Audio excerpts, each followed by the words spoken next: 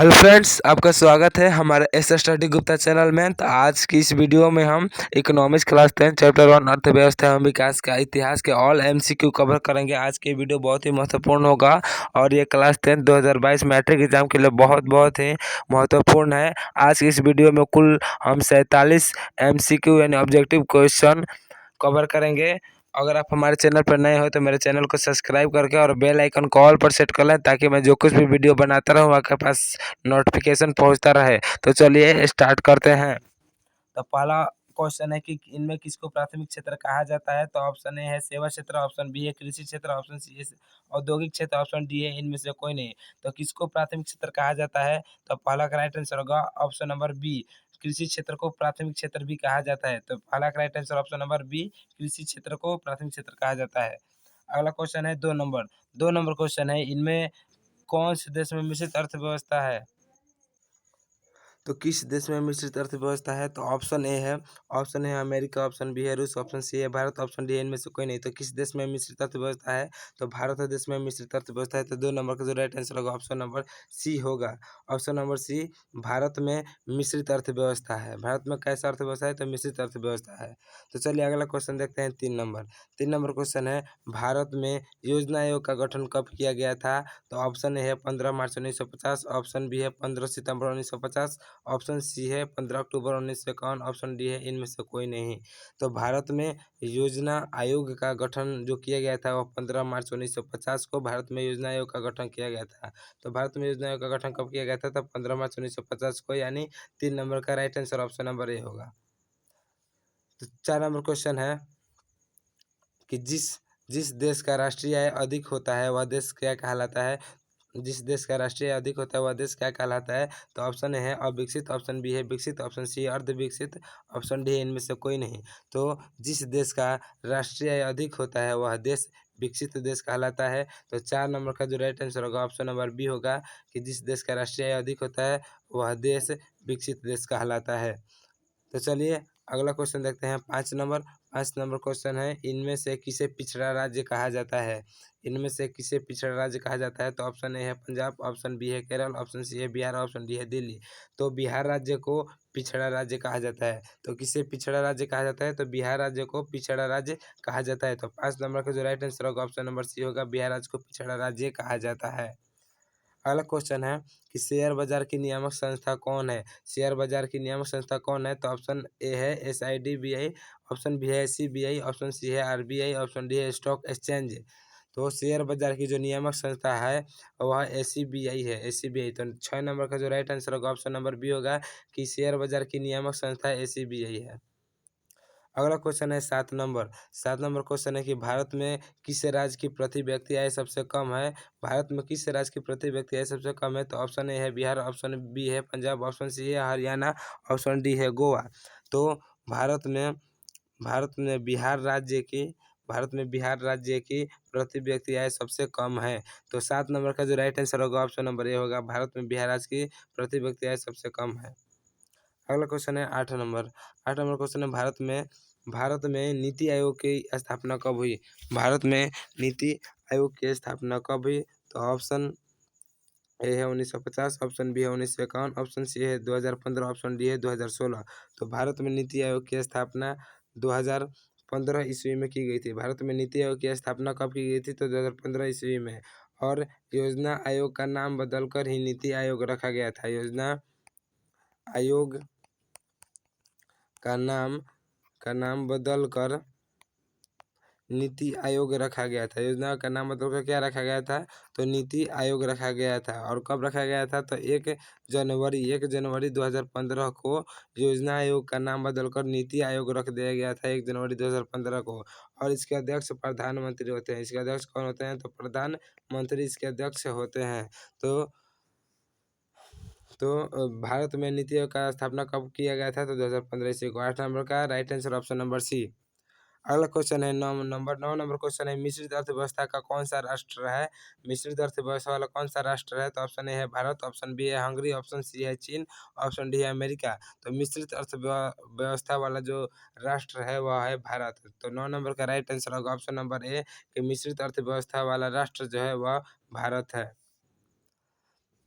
अगला क्वेश्चन है 10 नंबर, योजना आयोग के सदस्यों की संख्या कितनी होती है? योजना आयोग के सदस्यों की संख्या कितनी होती है? तो ऑप्शन ए है 7, ऑप्शन बी है 8, ऑप्शन सी है 9, ऑप्शन डी है 10। तो योजना आयोग के सदस्यों की संख्या जो होती है वो 8 होती है। तो योजना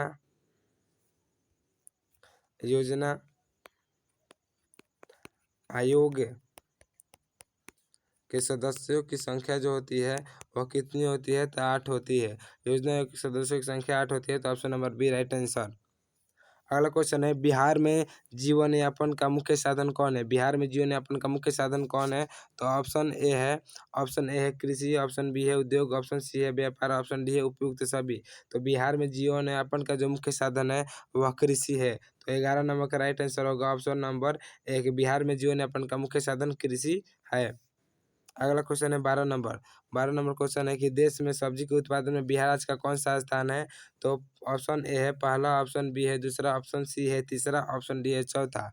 तो देश में सब्जी के उत्पादन में बिहार राज्य का जो स्थान है वह दूसरा स्थान है। देश के सब्जी उत्पादन में बिहार राज्य का कौन सा स्थान है? तो दूसरा स्थान है। तो option number B right answer होगा। 12 नंबर का option number B right answer होगा कि देश में सब्जी के उत्पादन में बिहार राज्य का दूसरा स्थान है। अगला क्वेश्चन है अगला क्वेश्चन है कि भारत के पड़ोसी देशों में किस देश का प्रति व्यक्ति आय जो है वो सबसे अधिक है? तो ऑप्शन ए है पाकिस्तान, ऑप्शन बी है बांग्लादेश, ऑप्शन सी है श्रीलंका, ऑप्शन डी है नेपाल। तो भारत के पड़ोसी देशों में किस देश का प्रति व्यक्ति आय सबसे अधिक है? तो भारत के पड़ोसी देशों में श्रीलंका देश का प्रति व्यक्ति आय जो है वह सबसे अधिक है। श्रीलंका देश का प्रति व्यक्ति आय सबसे अधिक है। तो 13 नंबर का जो राइट आंसर होगा ऑप्शन नंबर सी होगा। श्रीलंका का प्रति व्यक्ति आय सबसे अधिक है भारत के पड़ोसी देशों में। अगला क्वेश्चन है 14 नंबर। 14 नंबर क्वेश्चन, इनमें से कौन योजना आयोग के पदेन अध्यक्ष होते हैं? तो मैंने आपको ऊपर के क्वेश्चन में बताया कि योजना आयोग के जो अध्यक्ष होते हैं वह देश के प्रधानमंत्री होते हैं। तो 14 नंबर का right answer option number A होगा कि योजना आयोग या नीति आयोग के पदेन अध्यक्ष प्रधानमंत्री होते हैं। तो option number A right answer. अगला क्वेश्चन है 15 नंबर। 15 नंबर क्वेश्चन है, भारत की आर्थिक व्यवस्था कैसी है? तो ऑप्शन ए है समाजवादी, ऑप्शन बी है पूंजीवादी, ऑप्शन सी है मिश्रित, ऑप्शन डी है इनमें से कोई नहीं। तो भारत की आर्थिक व्यवस्था कैसी है? तो भारत की आर्थिक व्यवस्था वह मिश्रित है। भारत की आर्थिक व्यवस्था कैसी है? तो मिश्रित है। तो 15 नंबर का right answer option number C, Bharat की आर्थिक व्यवस्था मिश्रित है। 16 नंबर क्वेश्चन है, इनमें से कौन देश में समाजवादी अर्थव्यवस्था है? इनमें से कौन किस देश में समाजवादी अर्थव्यवस्था है? तो पहला ऑप्शन है जापान, दूसरा ऑप्शन है रूस, तीसरा ऑप्शन है भारत, चौथा ऑप्शन है अमेरिका। तो रूस जो देश है इसमें समाजवादी अर्थव्यवस्था है। रूस देश में समाजवादी अर्थव्यवस्था है। तो 16 नंबर का जो राइट आंसर होगा ऑप्शन नंबर बी होगा कि रूस देश में समाजवादी अर्थव्यवस्था है। अगला क्वेश्चन देखते हैं 17 नंबर। 17 नंबर क्वेश्चन है, सम्यक विकास की प्रक्रिया किससे संबंधित है? सम्यक विकास की प्रक्रिया किससे संबंधित है? तो ऑप्शन है उच्च वर्ग से, ऑप्शन बी है निम्न वर्ग से, ऑप्शन सी है सभी वर्ग से, ऑप्शन डी है इनमें से कोई नहीं। तो सम्यक विकास की जो प्रक्रिया है वह सभी वर्गों से संबंधित है। सम्यक विकास की प्रक्रिया सभी वर्गों से संबंधित है। तो 17 नंबर का right answer option number C है कि सम्यक विकास की प्रक्रिया सभी वर्ग से संबंधित है। अगला क्वेश्चन है 18 नंबर, गरीबी कैंसर रोग की तरह है किसने कहा? गरीबी जो है वह कैंसर रोग की तरह है किसने कहा? तो ऑप्शन है अर्थशास्त्री कुजनेट, ऑप्शन बी है अर्थशास्त्री मेडिसन, ऑप्शन सी है प्रोफेसर लेविस, ऑप्शन डी है इनमें से कोई नहीं। तो गरीबी कैंसर रोग की तरह है, या किसने कहा था? तो अर्थशास्त्री कुजनेट ने कहा था कि गरीबी कैंसर रोग की तरह है। तो 18 नंबर का right answer option number A होगा कि अर्थशास्त्री कुजनेट ने गरीबी कैंसर रोग की तरह होता है कहा था। 19 नंबर क्वेश्चन है कि किस क्षेत्र को द्वितीय क्षेत्र कहा जाता है? किस क्षेत्र को द्वितीय क्षेत्र कहा जाता है? तो ऑप्शन ए है सेवा क्षेत्र, ऑप्शन बी है कृषि क्षेत्र, ऑप्शन सी है उद्योग क्षेत्र, ऑप्शन डी है इनमें से कोई नहीं। तो किस क्षेत्र को द्वितीय क्षेत्र कहा जाता है? तो उद्योग क्षेत्र को द्वितीय क्षेत्र कहा जाता है। तो 19 नंबर का right answer option number C होगा कि उद्योग क्षेत्र को द्वितीय क्षेत्र कहा जाता है। 20 नंबर क्वेश्चन है, 11वीं पंचवर्षीय योजना की अवधि क्या है? 11वीं पंचवर्षीय योजना की अवधि क्या है? तो ऑप्शन ए है 2008 से 13, ऑप्शन बी है 2006 से 11, ऑप्शन सी है 2009 से 14, ऑप्शन डी है 2007 से 12। तो 11वीं पंचवर्षीय योजना की अवधि जो है 11वीं पंचवर्षीय योजना की जो अवधि है वो 2007 से 12 है। तो option number D right answer होगा। 20 नंबर का right answer option number D 2007 से 12 11वीं पंचवर्षीय योजना की अवधि है। अगला क्वेश्चन है 21 नंबर। 21 नंबर क्वेश्चन है, किस क्षेत्र को तृतीय क्षेत्र कहा जाता है? किस क्षेत्र को तृतीय क्षेत्र कहा जाता है? तो ऑप्शन ए है सेवा क्षेत्र, ऑप्शन ए है सेवा क्षेत्र, ऑप्शन बी है कृषि क्षेत्र, ऑप्शन सी है औद्योगिक क्षेत्र, ऑप्शन डी है इनमें से कोई नहीं। तो किस क्षेत्र को तृतीय क्षेत्र कहा जाता है? तो सेवा क्षेत्र को तृतीय क्षेत्र कहा जाता है। तो 21 नंबर का right answer option number A सेवा क्षेत्र को तृतीय क्षेत्र कहा जाता है। अगला क्वेश्चन है 22 नंबर। 22 नंबर क्वेश्चन है, एक अर्थव्यवस्था का सृजन होता है किससे होता है? एक अर्थव्यवस्था का सृजन किससे होता है? तो ऑप्शन ए है प्राकृतिक संसाधनों से, ऑप्शन बी है भौतिक संसाधनों से, ऑप्शन सी है मानवीय संसाधनों से, ऑप्शन डी है इनमें से सभी संसाधनों से। तो एक अर्थव्यवस्था का जो सृजन होता है वह सभी संसाधनों से होता है। तो option number D right answer. 22 number का option number D right answer होगा कि एक अर्थव्यवस्था का सृजन सभी संसाधनों से होता है। अगला क्वेश्चन है 23 नंबर। 23 नंबर क्वेश्चन है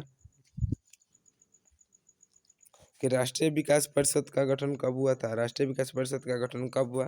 तो ऑप्शन है 1951, ऑप्शन बी है 1952, ऑप्शन सी है 1954, ऑप्शन डी है 1956। तो राष्ट्रीय विकास परिषद का गठन जो हुआ था 6 अगस्त 1952 को हुआ था। राष्ट्रीय विकास परिषद का गठन 6 अगस्त 1952 को हुआ था, यानी option number B right answer होगा कि 1952 में राष्ट्रीय विकास परिषद का गठन हुआ था। अगला क्वेश्चन है 24 नंबर। 24 नंबर क्वेश्चन है कि किस अर्थव्यवस्था में उत्पादन के साधनों पर किसी व्यक्ति या निजी संस्था का अधिकार होता है?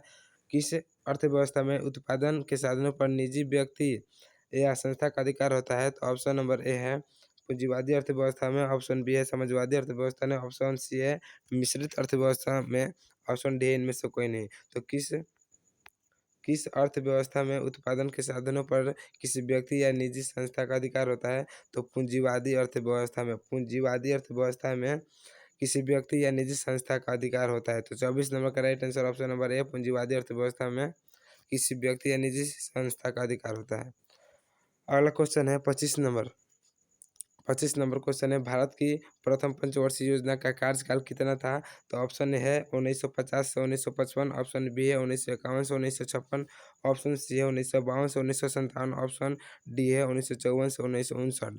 तो भारत में प्रथम पंचवर्षीय योजना का जो कार्यकाल था वो 1951 से 1956 था। तो 25 नंबर का right answer option number B 1951 से 1956 भारत की प्रथम पंचवर्षीय योजना का कार्यकाल था। अगला क्वेश्चन है 26 नंबर। आर्थिक संरचना का एक प्रमुख अंग कौन सा है? तो ऑप्शन ए है शिक्षा, ऑप्शन बी है स्वास्थ्य एवं सेवाएं, ऑप्शन सी है यातायात एवं संचार, ऑप्शन डी है इनमें से कोई नहीं।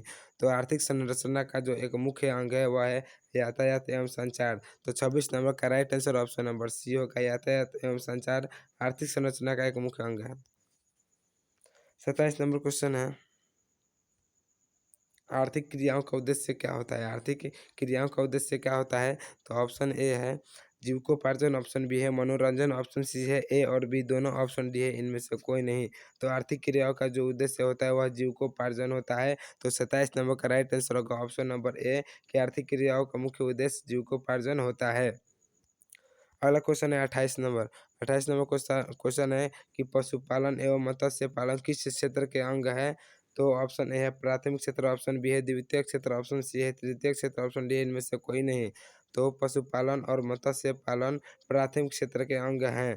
तो 28 नंबर का जो राइट आंसर होगा ऑप्शन नंबर ए होगा कि कृषि, पशुपालन एवं मत्स्य पालन प्राथमिक क्षेत्र के अंग है।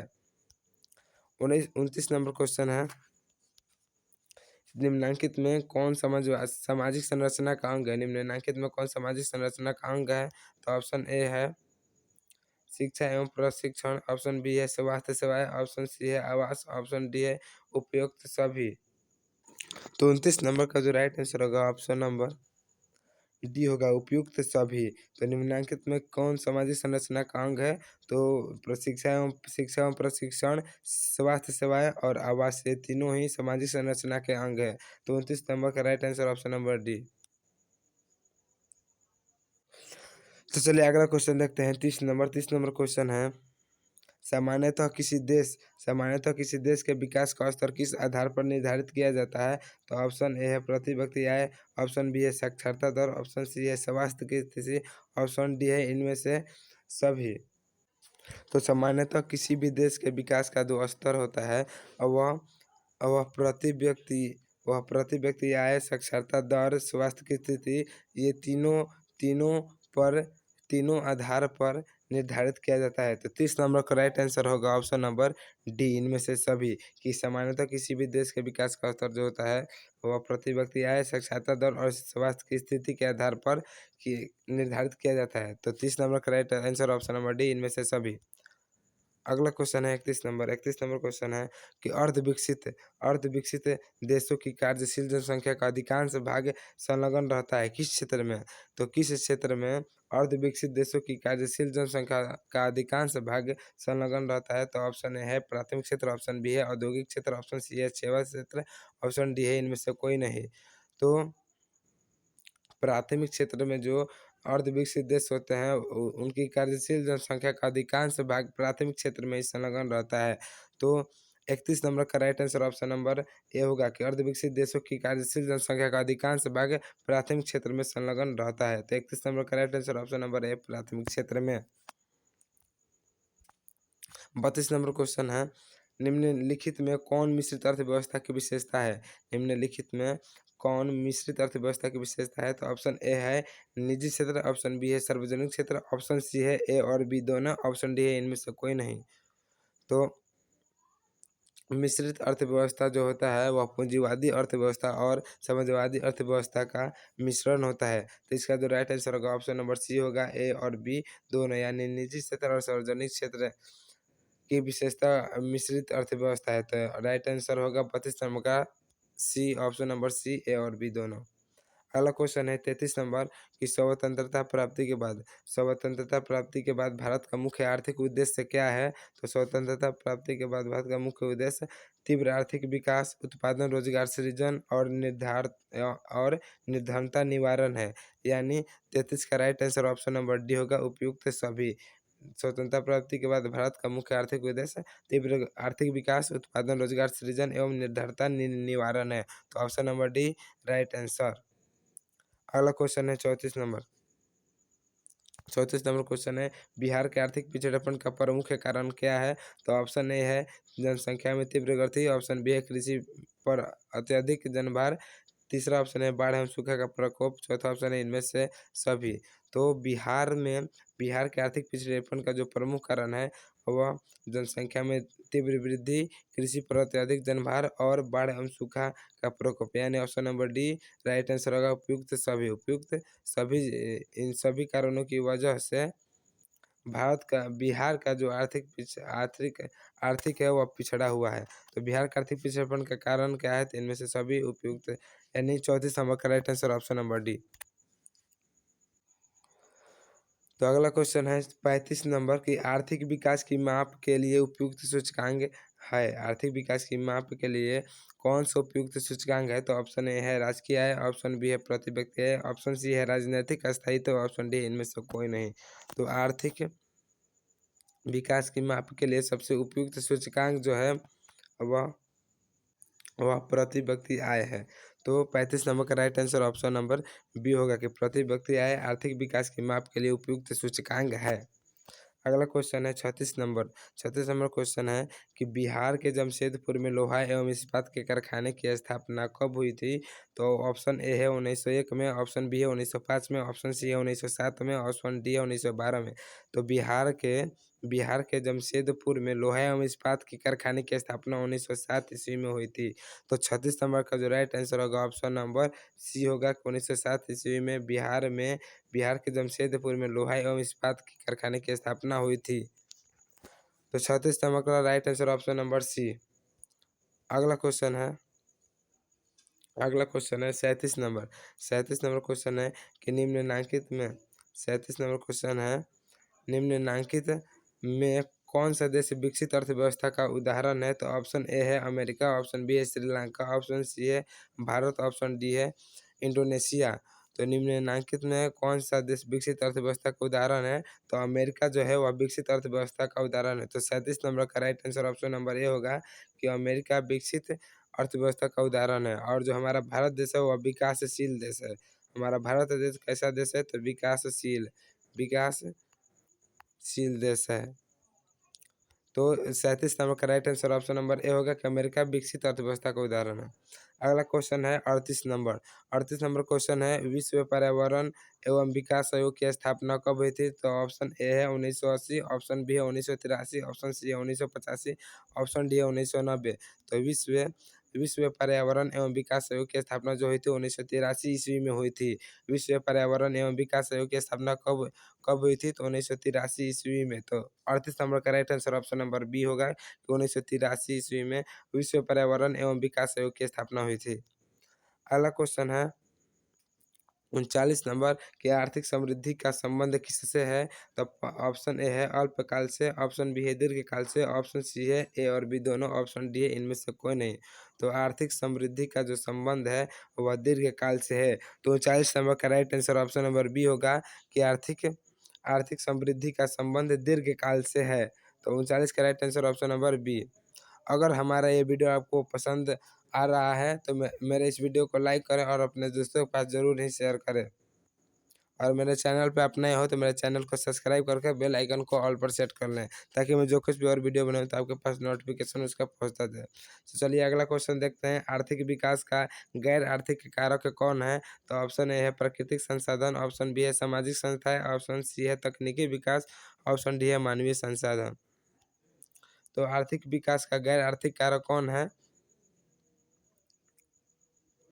तो 40 नंबर का जो राइट आंसर होगा ऑप्शन नंबर बी होगा कि सामाजिक संस्थाएं आर्थिक विकास का गैर आर्थिक कारक है। तो सामाजिक संस्थाएं आर्थिक विकास का गैर आर्थिक कारक है। तो 40 नंबर का right answer option number B होगा कि सामाजिक संस्थाएं आर्थिक विकास का गैर आर्थिक कारक है। अगला क्वेश्चन है 41 नंबर कि जीवन की भौतिक गुणवत्ता का सूचक कौन है? तो ऑप्शन ए है जीवन प्रत्याशा, ऑप्शन बी है शिशु मृत्यु दर, ऑप्शन डी है मौलिक साक्षरता, ऑप्शन डी है ये सभी। तो 41 नंबर का जो राइट आंसर होगा ऑप्शन नंबर डी होगा ये सभी, यानी जीवन प्रत्याशा, शिशु मृत्यु दर और मौलिक साक्षरता ये सभी जो है वह जीवन की भौतिक गुणवत्ता का सूचक है। तो 41 नंबर का right answer option number D. अगला क्वेश्चन है 42 नंबर, आर्थिक विकास संबंधित है, आर्थिक विकास जो है वह संबंधित है किससे? तो पहला ऑप्शन है परिणात्मक परिवर्तन से, दूसरा ऑप्शन है गुणात्मक परिवर्तन से, तीसरा ऑप्शन है ए और बी दोनों, चौथा ऑप्शन है इनमें से कोई नहीं। तो आर्थिक विकास का संबंधित आर्थिक विकास किससे संबंधित है? तो परिणात्मक एवं गुणात्मक परिवर्तन दोनों से, तो ए और बी दोनों। तो 42 नंबर का right answer option number C होगा परिणात्मक परिवर्तन और गुणात्मक परिवर्तन से, यानी 42 का right answer option number C और बी दोनों। अगला क्वेश्चन है 43 नंबर क्वेश्चन है कि एक समाजवादी अर्थव्यवस्था में सर्वाधिक बल किस पर दिया जाता है? तो समाजवादी अर्थव्यवस्था में सर्वाधिक बल जो दिया जाता है वह लोक कल्याण पर दिया जाता है। तो 43 नंबर का right answer option number D होगा कि समाजवादी अर्थव्यवस्था में सर्वाधिक बल लोक कल्याण पर दिया जाता है। तो अगला क्वेश्चन है 44 नंबर कि भारतीय योजना आयोग के प्रथम अध्यक्ष कौन थे? भारतीय योजना आयोग के प्रथम अध्यक्ष कौन थे? तो ऑप्शन ए है मोरारजी देसाई, ऑप्शन बी है लाल बहादुर शास्त्री, ऑप्शन सी है पंडित जवाहरलाल नेहरू, ऑप्शन डी है राजीव गांधी। तो भारतीय योजना आयोग के प्रथम अध्यक्ष जो थे वह पंडित जवाहरलाल नेहरू थे। तो 44 नंबर का right answer option number C होगा कि पंडित जवाहरलाल नेहरू भारतीय योजना आयोग के प्रथम अध्यक्ष थे। अगला क्वेश्चन है 45 नंबर, निम्न में से कौन आर्थिक आधारभूत संरचना का घटक है? तो ऑप्शन ए है वित्त, ऑप्शन बी है शिक्षा, ऑप्शन सी है स्वास्थ्य, ऑप्शन डी है नागरिक सेवाएं। तो निम्न में से कौन आर्थिक आधारभूत संरचना का घटक है? तो ऑप्शन ए है वित्त। वित्त जो है वो आर्थिक आधारभूत संरचना का घटक है। तो 45 का right answer option number A वित्त आर्थिक आधारभूत संरचना का घटक है।